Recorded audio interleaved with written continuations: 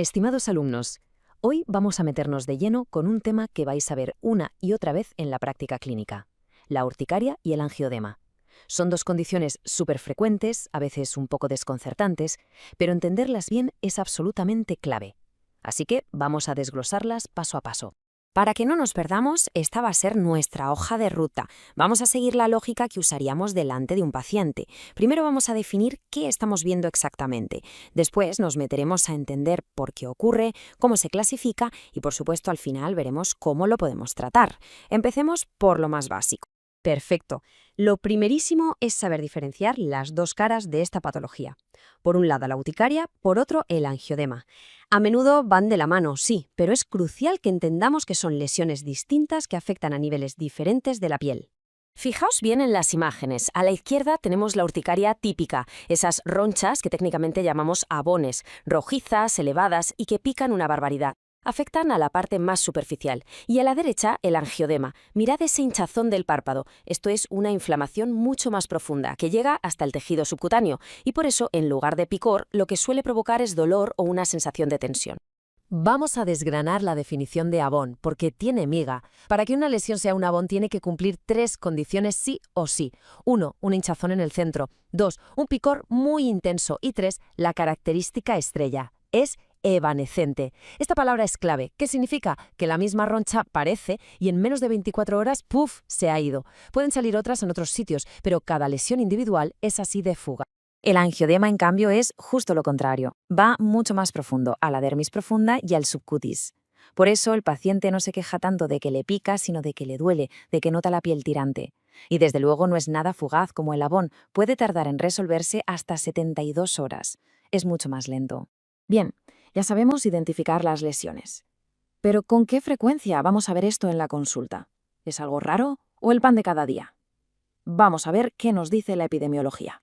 Mirad este dato, un 1%. Puede que no parezca una cifra enorme, pero si lo extrapolamos a nivel mundial, estamos hablando de que millones y millones de personas conviven con una urticaria crónica.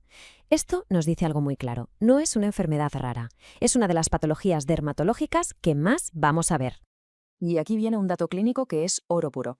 De todas las urticarias crónicas, la gran mayoría, el 70%, son las que llamamos espontáneas. ¿Qué quiere decir esto? Que aparecen sin una causa evidente, de repente. Y esto, claro, para el paciente es muy frustrante. El resto son inducibles, es decir, provocadas por algo específico. Y ojo a ese 24%, casi 1 de cada 4 pacientes tiene una mezcla de las dos, lo que a veces complica un poco el diagnóstico. Venga, ahora vamos a hacer zoom. Vamos a meternos en el laboratorio para ver qué está pasando a nivel celular para que aparezcan estas lesiones. Vamos a bucear en la fisiopatogenia. El protagonista absoluto de esta historia es el mastocito. Imaginad que es una pequeña granada biológica, cargada hasta los topes de mediadores inflamatorios, sobre todo histamina. Cuando algo lo activa, el mastocito degranula, o sea, libera de golpe todo su contenido.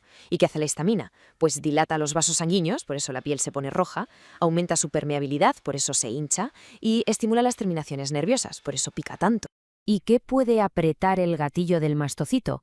Pues una de las vías es la inmunológica. Es el mecanismo de la alergia clásica. El cuerpo produce anticuerpos de tipo IgE contra algo, un alimento, un fármaco, y estos anticuerpos se quedan pegaditos al mastocito esperando para darle la orden de explotar la próxima vez que entre en contacto con ese alérgeno.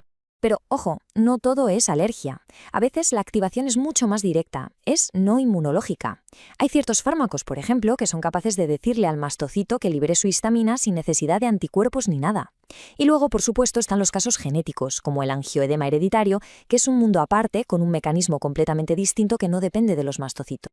Para poder abordar correctamente a un paciente, necesitamos ponerle nombre y apellidos a su urticaria. Necesitamos clasificarla. Y lo vamos a hacer basándonos en dos preguntas clave: ¿cuánto tiempo lleva con los síntomas? Y ¿aparecen porque sí o hay algo que los provoca? Este diagrama que veis en pantalla es básicamente nuestro mapa, nuestro GPS diagnóstico. Es el árbol de decisión que tenemos que tener grabado en la cabeza. Nos guía paso a paso para clasificar cada caso y a partir de ahí decidir qué más tenemos que hacer. La primera gran división, el primer cruce de caminos, es el tiempo. La línea mágica la trazamos en las 6 semanas. Si lleva menos de 6 semanas, hablamos de urticaria aguda y solemos pensar en infecciones o en alergias puntuales. Si lleva más de 6 semanas, ya es una urticaria crónica y aquí el enfoque cambia por completo. Vale, ya sabemos que es crónica. Ahora nos toca ponernos el gorro de detective. ¿Las ronchas aparecen de la nada, sin un motivo aparente? Eso es una urticaria crónica espontánea. O el paciente nos cuenta que aparecen siempre que le pasa algo concreto, siempre que se expone a algo. Entonces es una urticaria crónica inducible. Y los desencadenantes pueden ser de lo más variado y curioso: el frío, el calor, la luz del sol, el simple contacto con el agua, la presión del cinturón del coche, la vibración de una máquina o incluso el simple roce, lo que llamamos dermografismo. ¿Y cómo lo descubrimos? Escuchando. La historia clínica aquí lo es absolutamente todo. El propio paciente nos da la respuesta. Como ya hemos ido adelantando, el diagnóstico de la urticaria es en esencia clínico. Se basa en hablar con el paciente y en ver las lesiones. No suelen necesitarse pruebas complejas, al menos de entrada. Este es el checklist mental que debemos seguir siempre. Paso 1. Lo que estoy viendo son ambones de verdad, hay angiodema. Paso 2. ¿Cuánto tiempo lleva? ¿Agudo o crónico? Y paso 3. Si es crónica, ¿hay algún disparador o es espontánea? Con estas 3 preguntas tenemos el diagnóstico perfectamente clasificado. Y una vez que tenemos el diagnóstico claro, llegamos a lo que más le importa al paciente: el tratamiento. El objetivo es muy simple: controlar los síntomas para que pueda volver a tener una buena calidad de vida. El abordaje terapéutico tiene una lógica muy clara. Lo primero y más obvio, si hemos encontrado un culpable, un desencadenante, pues hay que evitarlo en la medida de lo posible. Para controlar los síntomas del día a día, el pilar fundamental son los antihistamínicos. Son nuestros caballos de batalla para bloquear la acción de la histamina. Los antihistamínicos pueden subirse de dosis hasta 4 veces si es necesario. Y si aún así no funcionan, pasaremos a omalizumab, un agente biológico contra la IgE. Por último, contamos con la ciclosporina como última línea de tratamiento.